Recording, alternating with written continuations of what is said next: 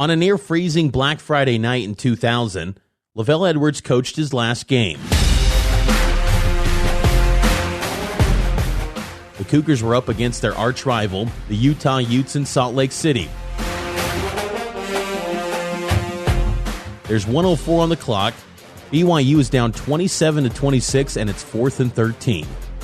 It's looking like LaVell's tenure will close with a loss to his dear friend Ron McBride. Then quarterback Brandon Doman takes a snap. Doman lets it go, and it is caught at midfield. Jonathan Pittman makes the catch, and the Cougars are still alive, 34 yards. And 3 plays later, rolling to the right side, he's going to keep it, he's at the 5, the 3, is he in there? Touchdown! One final miracle win to close out LaVell's 3-decade career. LaVell was nearly 70 years old when he stepped back. He was respected and revered. His retirement was a significant loss to the BYU community, to all of Utah, and to all of college football. But LaVell's glory days, the 70s and 80s, were long over.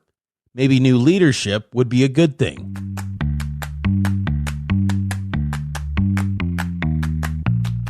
On today's episode, we bring you Life After LaVell. It's the start of the 21st century, a decade that began with a bang, became mired in scandal, and ended with a curse. Finding a new BYU head coach is a unique effort. Coaches are always LDS church members, so the pool is relatively small. As time rolled on, it became apparent that the front runner was Chicago Bears offensive coordinator Gary Crowton. Crowton had the resume, and this was his dream job. A native of Happy Valley and a proponent of throwing the ball, Crowton seemed like the natural choice. After a long, drawn-out search, BYU alum and Orem, Utah-born Gary Crowton was offered the job, the man to replace LaVell Edwards. I'm very excited, obviously. I'm from this area and graduated from here, and it's been a long road getting back here. You know, I've been out of the state for 15 years, and it feels good to be back.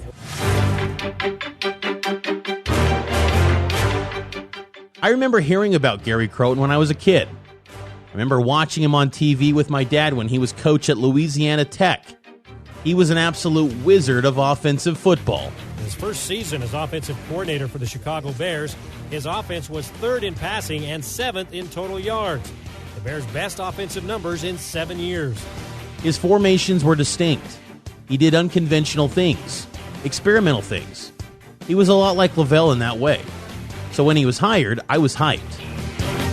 Crowton's first game was off the walls. Well, for first-year BYU head coach Gary Crowton, it would be the perfect way that he would draw it up. The butterflies are gone. They've put more than enough points on the board. He's feeling good about himself. BYU scored 70 points that game. It's almost embarrassing. Crowton's first season was incredible. 12 games, 12 wins. BYU hadn't started a season 12-0 since the 1984 National Championship. Fans in Provo were going wild. But then it came crashing down. Oh! Now we see it. Oh, I hate that. Anyone sitting at home with sprained ankles, you feel it when that happens. He'll probably be out 3 to 5 weeks. It's the fibula on his left leg, I think, and hopefully he'll be back for the bowl game. After Luke Staley's injury, the good times never returned. In Crowton's second season, his all-star offense had graduated. Other teams had decrypted his creative offenses. The losses started piling up.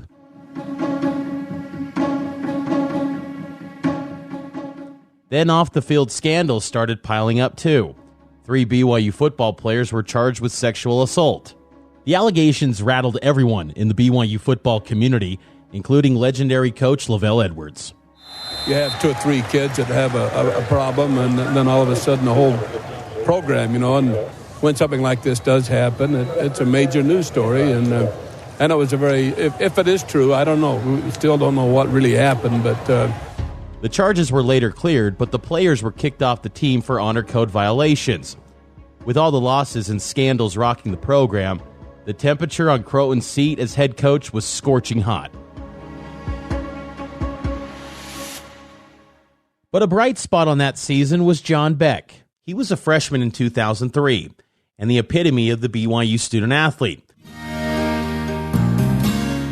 He grew up listening to BYU games on the radio in his Mesa, Arizona home as a kid. Crowton always believed Beck was capable of becoming a great BYU quarterback. Beck was coming off a 2-year mission for the Church of Jesus Christ of Latter-day Saints. He was soft-spoken and kind. Once at a game press conference, he shed some tears. Last time Air Force won in Provo, 1982. But that all changed yesterday as the Falcons scored 2 late TDs to beat BYU 24-10. I hate losing so bad that I think about every play that wasn't a completion. Beck's tears were not received well. People said he didn't have the it factor that makes a great BYU quarterback. We'll get back to Beck in a bit. After 3 consecutive losing seasons and off-the-field scandals, Crowton was forced out in 2004. In the wake of Crowton's shameful exit, BYU hired an individual from Crowton's coaching tree, Bronco Mendenhall. BYU ended up going with Mendenhall mainly due to BYU's defensive players making a plea to hire him, including linebacker Cameron the General Jensen. I think their coaching styles are a lot different. It's going to be a lot more disciplined, I think, just because it's effort-based. There's going to be a higher standard set on both sides of the ball. I think you're going to see a lot of flying around, a lot of intensity, and I just can't wait for spring ball to see how it will turn out and just to start playing again. Bronco was young, only in his 30s. He was tall, blonde-haired, and blue-eyed. Unlike most coaches, he was a self-identified introvert. He'd previously worked as a defensive coach. But consider the symbolism. Coming off Crowton, BYU was in defense mode for sure.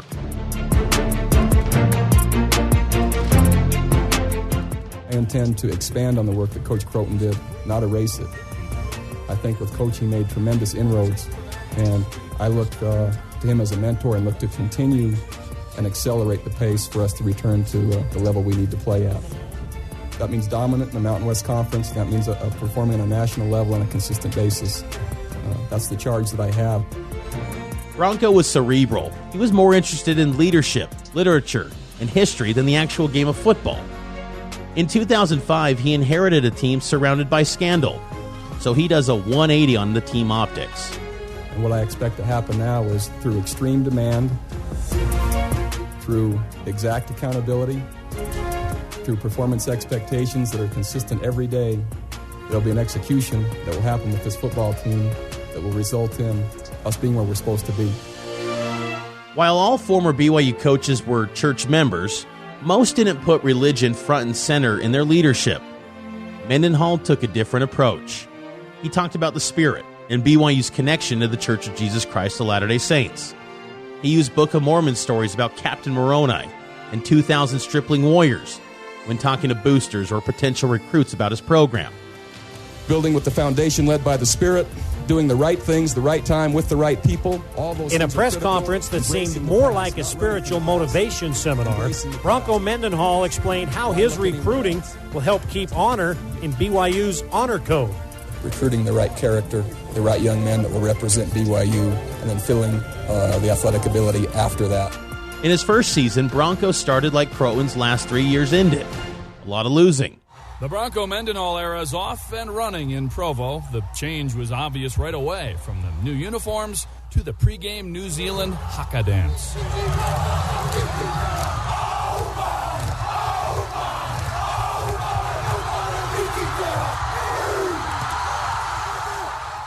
After a 1-3 start that included BYU fans booing Mendenhall in his first game as coach, the Cougars were set to play New Mexico and Albuquerque.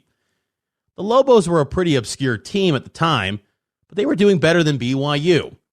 BYU was the underdog. It was the Friday night before the game, and Bronco had his players go to church. And Mendenhall starts preaching about Jesus and the gospel. He held a fireside the night before the game.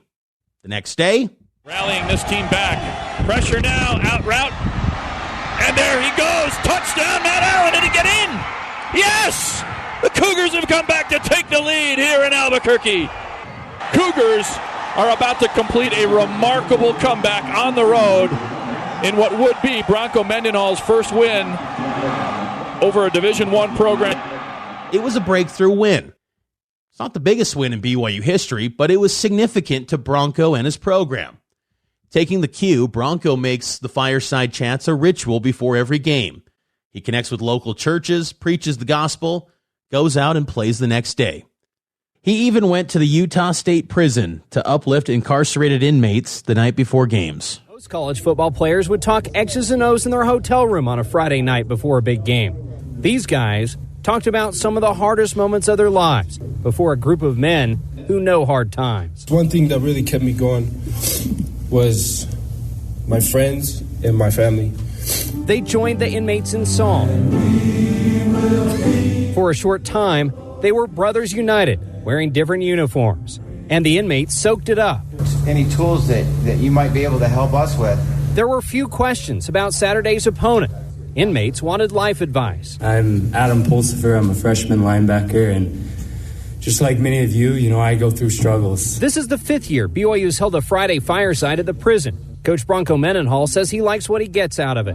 Anything that I could possibly do in the role of BYU's head football coach to possibly make one day here a little bit better, it's worth it. Who's to say if it was correlation or causation, but Broncos teams started winning. His first season, the Cougars made it to the Las Vegas Bowl. And then in 2006, a breakthrough. The first win against Utah in 5 years, and a Mountain West Conference championship. Critical to that win over Utah in 2006 was now senior John Beck, the soft-hearted quarterback who cried at a press conference in 2003 under Crowton. Surprise, he did have that it factor. All the time in the world for Beck. Can anybody get open for him? BYU gets off to a quick start, 14-0 over the Utes. But then adversity hits. With 90 seconds left on the clock, Utah's up 31-27. John Beck takes the field at BYU's 25-yard line. 75 yards to score a touchdown. It's John Beck's last chance to beat Utah. Snap to John. John backpedals. The clock hits 0. The ball is flying. Throws behind him. It is caught for the touchdown! Caught for the touchdown! Caught for the touchdown! Cinematically, it lands softly in the hands of tight end Johnny Harleen. A dramatic rivalry win right at the horn. Final play of the game! Johnny Harleen by himself! And John Beck with a throwback to find him. The play of the year! The play of their careers! John Beck is carried off the field, a hero. And if I could pick one play and one place on earth to make it happen at the end of the game, it'd be right here and right now. Beck now works with top NFL players. His name is etched among the greats in BYU history.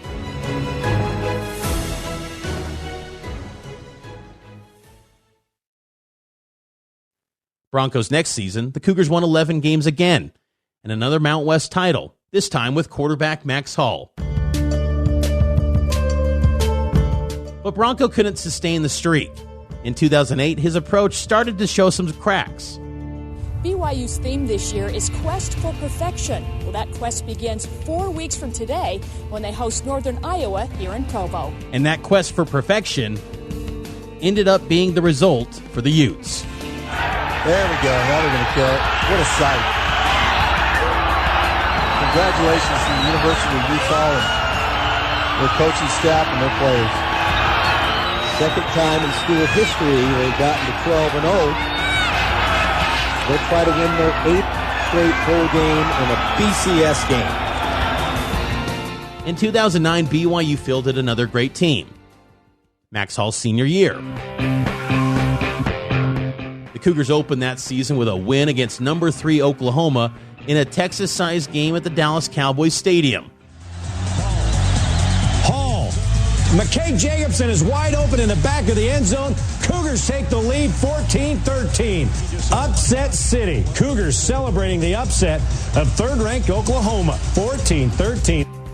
At the end of that season, one last gasp, Max Hall's final home game, and it's against rival Utah. With second down and 10 for BYU. 4-man rush. Throwing it over the middle. It's caught. Andrew George. Touchdown, BYU!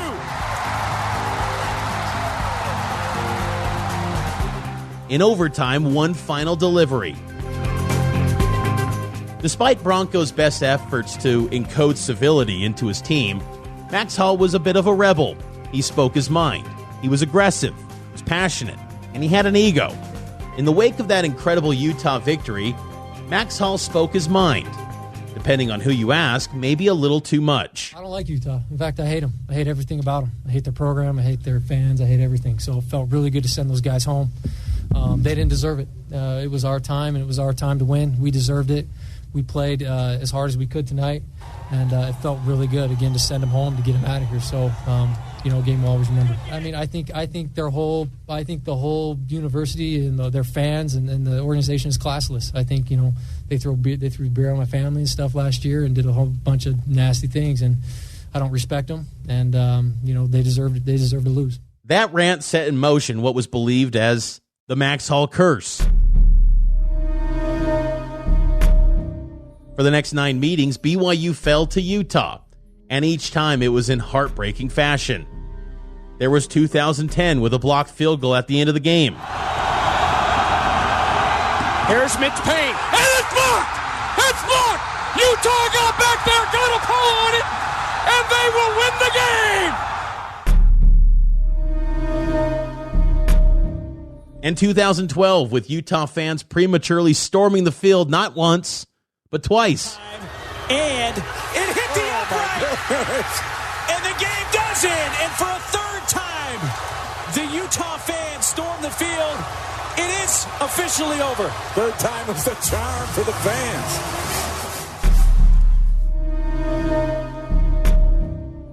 And of course, Broncos' final game in the 2015 Las Vegas Bowl, where BYU was down 35-0 before they could even lose their breath in Sin City. 5 possessions, 5 turnovers, lead to 5 touchdowns. And we've still got 4.5 minutes left in the opening quarter.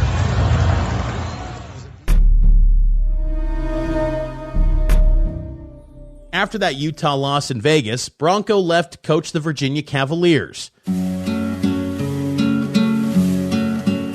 It shocked a lot of fans. I've done my best to align the football program with the values of the church, with the academic standards of this institution, and with the athletic standards. There is only one Brigham Young University that plays football, and this is it. And that requires and asks a completely different standard in so many different areas, and it makes it unique and special and set apart. And that has made it very rewarding. Bronco hit a ceiling at BYU. You see, Bronco's a man that's moved by building. He wants to build things. He had no longer had anything to build at BYU. There were no national championships during his tenure, no Heisman winners, but he became the second winningest coach in BYU history, second only to LaVell. And he helped build a once proud program back from scandal, being a consistent winner in college football again.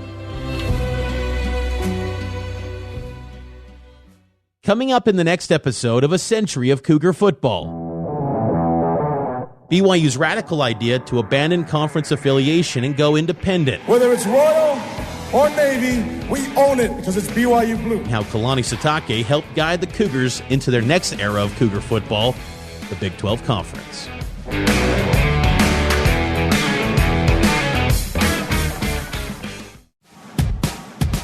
A Century of Cougar Football is researched, hosted, and written by me, Mitch Harper. Rachel Miller-Howard also helped with writing and is responsible for audio production and sound design. Mixing by Trent Sell and Rachel Miller-Howard. Special thanks to Madisan, Hinkhouse, and Nathan Dowdle. And executive producer Sheryl Worsley. A Century of Cougar Football is a KSL podcast.